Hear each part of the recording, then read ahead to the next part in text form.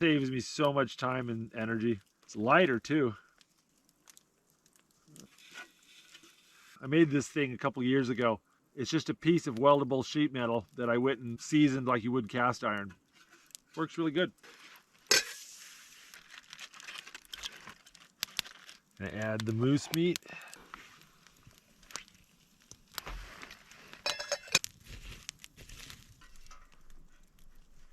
Gonna use a little bit of this lard to grease my pan.